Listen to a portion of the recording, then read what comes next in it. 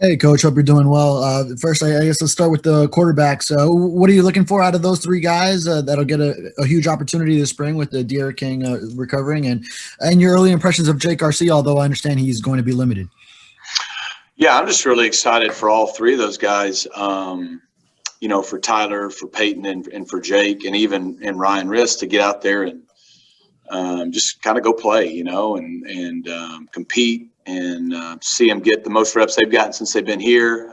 All those guys get reps at times with the guys that are running with the ones, and just kind of go lead and be the guy, and just all that comes with that, and see how they respond, and how they respond to good and bad in practice, how they respond to scrimmage type situations. And, I think at the end of the day, there's still a lot of unknown, obviously for Peyton and for Jake. And then while Tyler's had a phenomenal first year here, kind of give him a chance to go, get the bulk of those reps and see what he can do. Coach, we're going to go next to Chris Stock at InsideTheU. Chris, go ahead.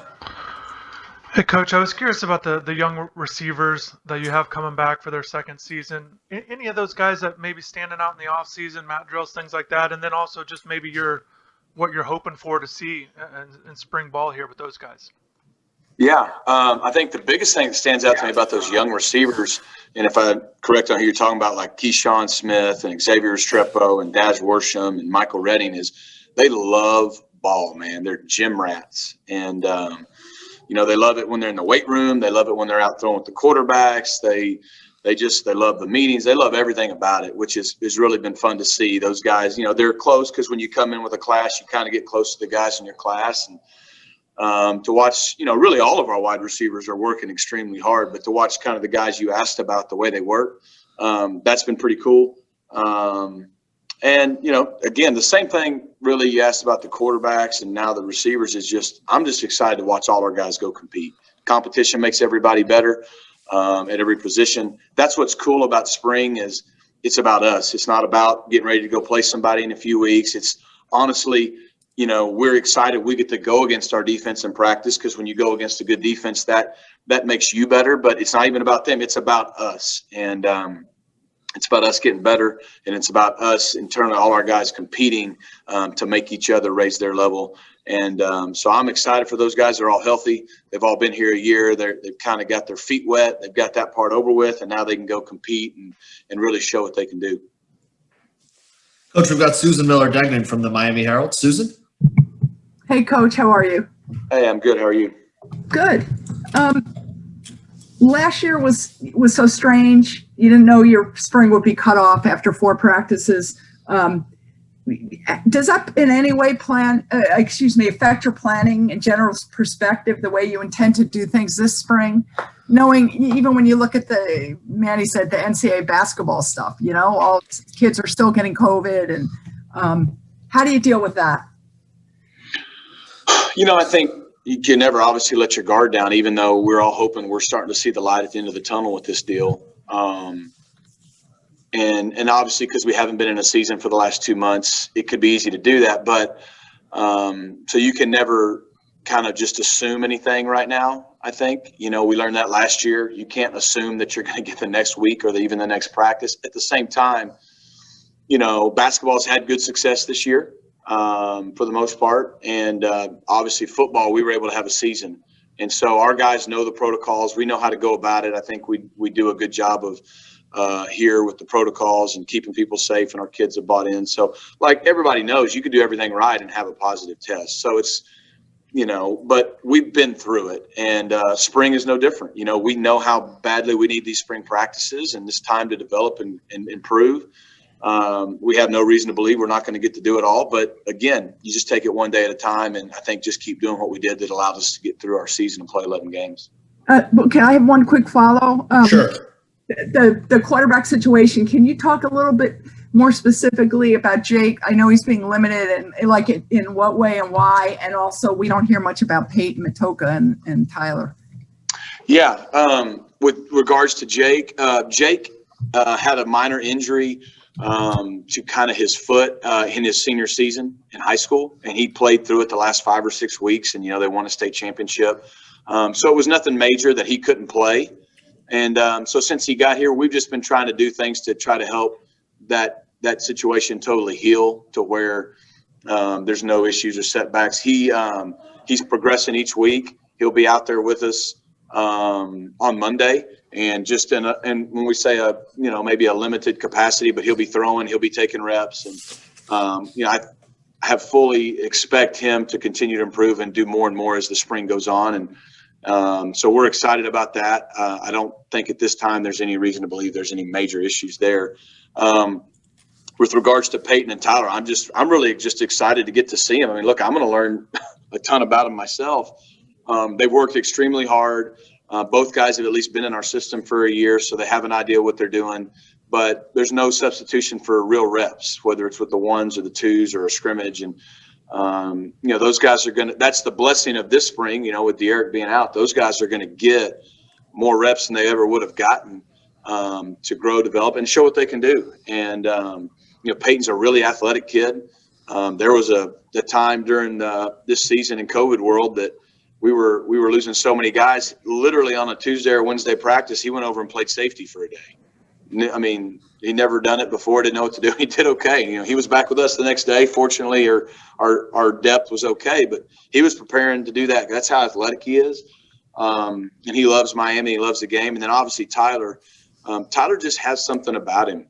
There's an intangible trait about Tyler. Yeah, he can throw the football well, and he's a talented athlete, but there's just something about him. He just does everything right. He competes hard. The guys love him.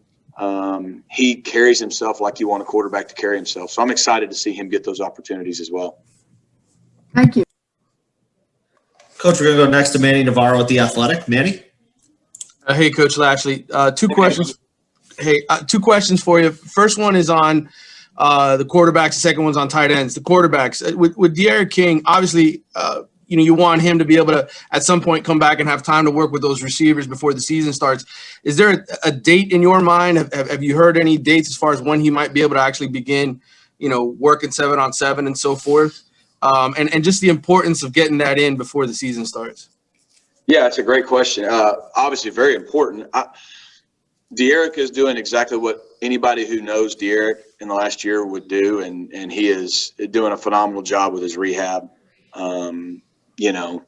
Everything is on track. He's probably exceeding expectations in a lot of areas. So, and that's not a shock to anybody here. I just kind of, when it happened, I knew, okay, well, I almost in a joking way was like, well, what's the record for the fastest guy coming back from an ACL? Because whatever that is, he's going to beat it. But fortunately, we don't have to rush that process, and we're not going to. But he's doing great. And, I don't have a date. The doctors, I can't speak for them. They haven't given us a date that they would clear him. But I would fully expect that, by this summer, he's able to throw with the receivers and do 7-on-7 and do all those things, May, June, and July that we would want him to do leading up to a fall camp. I just, unless we have some unexpected setback, I don't see any reason that won't happen. So from that standpoint, I feel really good that he's going to have plenty of time to get ready going into fall camp. And then just as a quick follow-up about the tight ends, obviously Will's not going to be here for the spring, Coach told us. I know Elijah Arroyo's on campus. Just if you could talk about that group in particular and what you hope to get out of them. Obviously with Will out, I know he's going to be the top guy, but just those guys and those opportunities.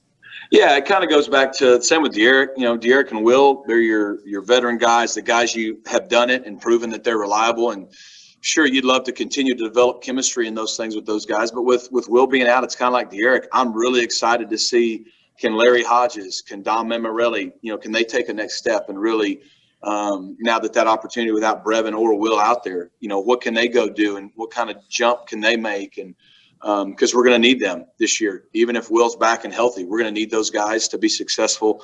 You mentioned a guy like Elijah Arroyo. He's a guy that we have high expectations for. We think he's going to be a really good football player here and fits what we want to do. And so it just kind of – he's a little bit like Jake in that some of these high school guys that come in mid-year, they're coming off of maybe being dinged up here or there coming out of high school. And so you don't want to just – throw them in there until they're totally ready, but we're hoping we can get some good work out of him in the spring and see what he can do. And then we still have a tight end that's signed that'll be here this summer, and Khalil Brantley. And then even Michael Parrott, he's not really a tight end. He's not really a running back. He's kind of a throwback fullback. And we're even going to use him this spring and try to find a good role for him because I think he can help us. Awesome. Coach, this is the last one for you. We got Daryl Streeter from Footballville. Daryl, go ahead for Coach Lashlee. Coach, real fast, in your experience, year 2 in your offense, what could we see? Do you usually see an up in points? Do you add some more wrinkles? What will we see in year 2? That's a great question. I mean, yeah, we would love to see an uptick in points and really everything. But I think, you can focus on like the result, like, hey, we want to score more points in year 2 than we did year 1 and all that. That's great. But what's the process that's going to get us there? And I think the biggest thing that you would hope to get in year 2 in general is just more consistency. Guys are comfortable. They understand what we're doing. So if we're a little more consistent, we can execute at a higher level. And then on top of it being not only year 2, but year 2 when in year 1, we didn't get a full spring. We didn't have a normal kind of off season. This is really the first time we're getting a normal spring, we hope, and summer to really install it. But in fairness, though, our guys are ahead of the game, right? We played a season. And so I would like to think that our guys, there's several phases to ball, in my opinion. First of all, you got to learn what to do. Okay. And then you got to learn how to do it. All right. But the third level and the hardest level to get to is the why, and our guys in year 1, we did a good job. I think our staff did a good job. Hey, this is what your job is. This is the scheme. This is what you do. And this is how you do it fundamentally. I think we can improve on the how, in terms of just getting better fundamentally. We should know what to do, but now why? Like, why does this play work? How does everything go? How does this guy's job affect my job? And I think when our guys get to that level of understanding the why, it just gives them a better understanding. They can execute at a higher level and kind of think more like the coaches do. So I would hope we can take that step. And, just the biggest thing for us is if we can do that and execute higher level and be more consistent, the biggest thing we got to do, we just got to have fewer negative plays. And that was killer for us all year. That's a number that has to go down. And, I think if it does, you'll see hopefully our consistency improve and maybe all those numbers you were talking about will go up.